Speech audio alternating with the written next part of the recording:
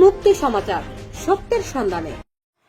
আসসালামু আলাইকুম, আমন্ত্রণ জানাচ্ছি দৈনিক মুক্তি সমাচার সংবাদে। সাথে আছি আমি লিমা আক্তার। সাভার জাতীয় স্মৃতিসৌধ, আমাদের সাভারের বিশেষ প্রতিনিধি মোহাম্মদ পলাশ শেখের পাঠানো ভিডিও চিত্রে থাকছে বিস্তারিত।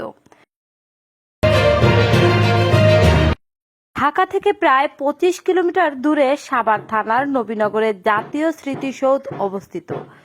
এই স্থানটি নির্বাচনের অন্যতম কারণ ছিল দেশ স্বাধীন হওয়ার পর এখানে অনেক গণকবর আবিষ্কৃত হয়েছিল। বাংলাদেশ স্বাধীনতা যুদ্ধকে চিরস্মরণীয় করে রাখার জন্য এই স্মৃতিসৌধ নির্মাণ করা হয়। অধিগ্রহণকৃত 84 একর জমির মাঝে প্রায় 64 একর জুড়ে রয়েছে সবুজ ভূমি। 40 একর জায়গা নিয়ে গড়ে উঠেছে স্মৃতিসৌধ। 1972 সালে ডিসেম্বরের প্রথম বিজয় দিবস ভিত্তিপ্রস্তর স্থাপন করেন।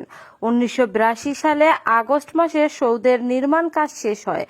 জাতীয় স্মৃতিসৌধের মূল কাঠামোর নকশা তৈরি করেন স্থপতি মইনুল হোসেন। কংক্রিট নির্মিত 7টি ত্রিভুজাকৃত স্তম্ভ দিয়ে মূল সৌধ গঠিত, যা ছোট হতে ধীরে ধীরে উঁচু হয়ে উপরে উঠে গেছে। এর উচ্চতা 150 ফুট। প্রথম স্তম্ভটি উচ্চতা কম হলেও ও প্রস্থে সবচেয়ে বড়। এটিকে আন্দোলনের সূচনা অর্থাৎ 1952 সালের ভাষা আন্দোলনকে বোঝানো হয়েছে। পরবর্তী স্তম্ভগুলোর ধারা যথাক্রমে 1954, 1958, 1962, 1966, 1969 এবং 1971-কে বোঝানো হয়েছে। সর্বোচ্চ স্তম্ভটির ধারা মুক্তিযুদ্ধের বিজয়কে বোঝানো হয়েছে।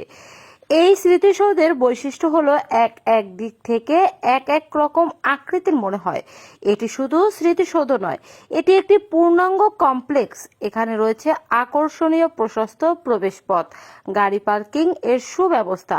প্রবেশপথের দুপাশে নানা জাতের ফুল গাছ, পাশেই আছে কৃত্রিম জলাশয় যেখানে স্মৃতিসৌধের ছবি প্রতিফলিত হয়। আরও রয়েছে উন্মুক্ত মঞ্চ, সেতু, ফুলের বাগান, অভ্যর্থনা কেন্দ্র ও হেলিপ্যাড, মসজিদ, রেস্তোরাঁ এবং একটি মনোরম সবুজ শ্যামল বনানী।